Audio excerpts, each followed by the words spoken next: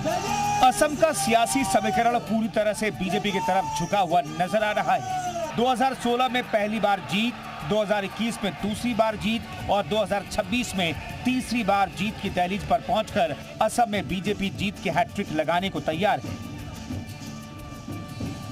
असम में बीजेपी की जीत का सबसे बड़ा फैक्टर रहा नेतृत्व और नैरेटिव। हेमंत बिस्वा शर्मा की आक्रामक और जमीनी राजनीति ने चुनाव को पूरी तरह बीजेपी के पक्ष में मोड़ दिया। बीजेपी ने विकास, कानून व्यवस्था और घुसपैठ जैसे मुद्दों को जोरदार तरीके से उठाया। खासकर अवैध घुसपैठ का मुद्दा, जिसे बीजेपी ने पहचान और सुरक्षा से जोड़कर पेश किया, जो वोटरों के बड़े हिस्से को प्रभावित करता दिखा। दूसरा बड़ा कारण रहा वेलफेयर और हिंदुत्व का कॉम्बिनेशन। एक तरफ सरकारी योजनाओं का लाभ, दूसरी तरफ सांस्कृतिक और धार्मिक पहचान की राजनीति। इस डबल इंजन ने बीजेपी को मजबूत पकड़ दी। महिलाओं, गरीबों और ग्रामीण वोटरों में इसका असर साफ दिख रहा है। तीसरा फैक्टर था संगठन की ताकत।